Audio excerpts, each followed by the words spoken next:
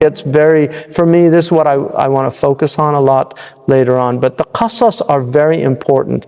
And I'm just going to show you one little thing about the qasas here.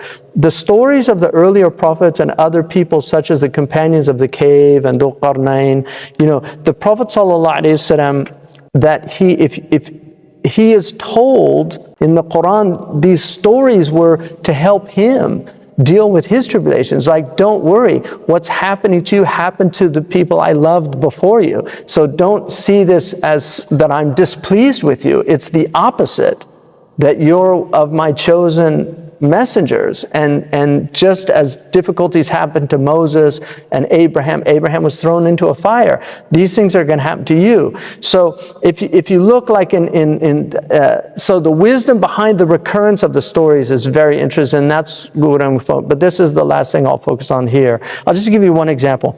In Surah Al-Qasas, which is the chapter of stories, like Tasin, Mim, طاسين ميم تلك آيات الكتاب المبين نتلو عليك من نبأ موسى. So we're going to tell you about Musa وفرعون بالحق لقوم يؤمنون, for people.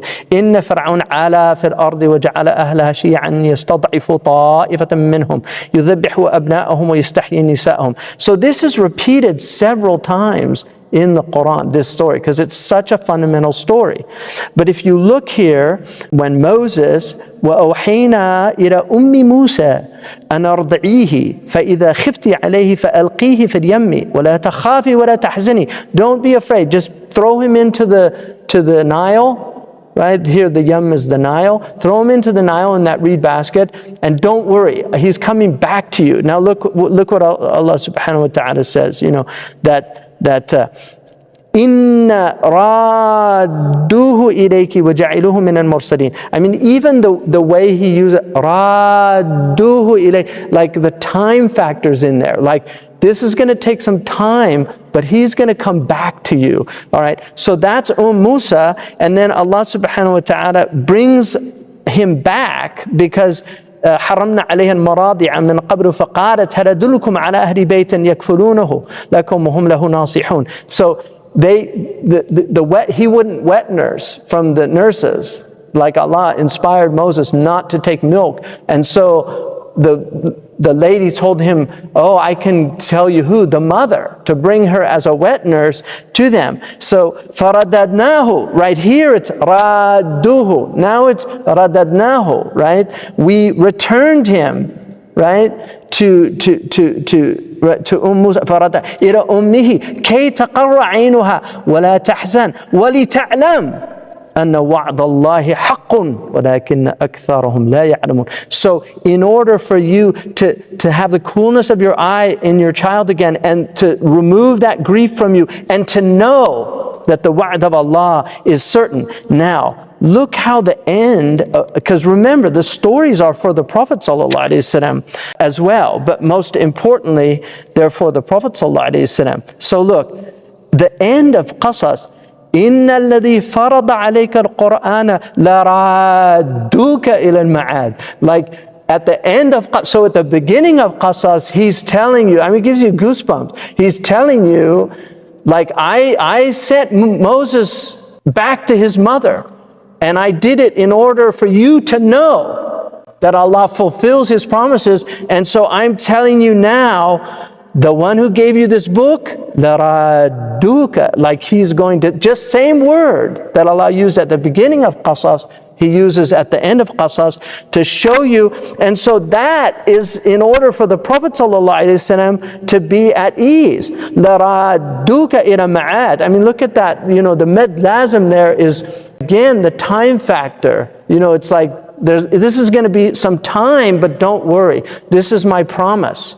Just as I brought Moses back to his mother, I will bring you back to al-Qura, to your mother, right? To the mother of the cities. And he did. And this is a miracle of the Quran, that this is, who would have thought when he left Mecca on his camel with Abu Bakr and Suraqa with nothing, like nothing. And yet he comes back victorious and with his head bowed, because he knew this isn't me. Like, he didn't come in like victors come in, the conquerors. He came in humbled, with his head bowed, knowing who brought him back, because it was Allah who brought him back so, mashallah, alhamdulillah. So we'll stop there, and question and answers. I'm going to go into the wisdom behind the recurrence of the stories more. But these are the subtleties of Quran, that the whole book is filled with these things. And that's why, the thing about the Quran is, because it's from God, and we believe this, and there's valid reason to believe it. Like, it's not, this book has taken the hearts of some of the most brilliant human beings in human history. I mean, you look at people like Avicenna, Imam al-Ghazali, Fakhruddin al-Razi. I mean, these people are in the top 100 most genius people in the world, and they were completely convinced of the revelation, because it takes a long time to understand. Most of us are muqallidun.